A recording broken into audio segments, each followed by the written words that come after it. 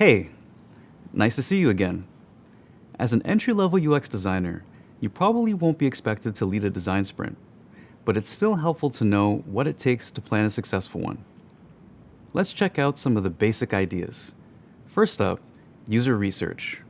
If you're lucky enough to have a dedicated researcher on your team, they can own this step. If not, well, you might be taking it on yourself.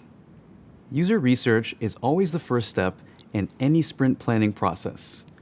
Your research should focus on the user problems you're trying to solve during the sprint.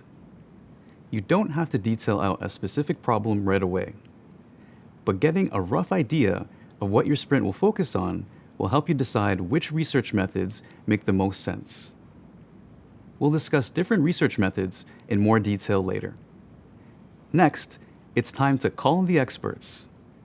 If you're planning the sprint, it's up to you to schedule short talks with colleagues or industry experts.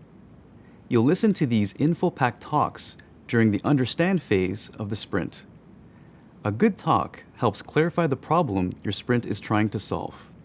Keep in mind, the more experts you bring in, the more schedules you have to accommodate. So start planning early. We promise it'll be worth it. Step 3. Find the right space. Sounds a little obvious, right? But trust me, booking the right room can make all the difference. It's important to ensure that the space allows all employees equal opportunities to perform their job. Let's talk about a few things you should look for. Whiteboards to capture your ideas or hang sticky notes, acoustics so participants can hear each other easily, accommodations for anyone who needs them, and comfortable furniture that you can move around easily. You're going to be spending a lot of time in this room, so get cozy. Once you've found the right space, it's time to gather supplies. If you're planning the design sprint, it's your job to make sure everyone has what they need to participate, kind of like a teacher handing out classroom supplies. Some essentials include markers, sticky notes, and a lot of snacks and water. On to step 5, establish the rules of the sprint. If you want this to be a gadgetless, distraction-free zone, now's the time to say so. Figuring out the ground rules in advance sets the tone for the sprint, gets everyone on the same page, and helps your team stay focused. So you've done your research, called in the experts, found the right space, gathered supplies, and established your sprint rules. What's next? Step 6 is planning introductions. This can be pretty important since sprints involve cross-functional teams that may have never met before. We all know icebreakers can be a little cheesy, but they're still a great way to help your team get comfortable with each other.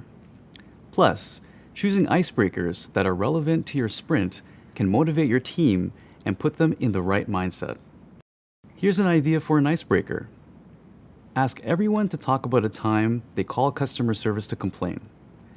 This puts the team in the shoes of a user, exactly where you want them to be when solving UX design challenges. All right, we made it to the final step, post-sprint planning. That means thinking about what will happen after the sprint wraps up, like how your team might use what you've learned to achieve other goals. To do this, you need documentation. Make sure you enlist a few people to help document the design sprint by taking pictures, collecting sticky notes, and jotting down ideas. Okay, let's recap the sprint planning basics. To prepare for a design sprint, you'll need to conduct user research, schedule talks with experts, find the right space, gather supplies, establish ground rules, break the ice with your team, and plan out post-sprint action items.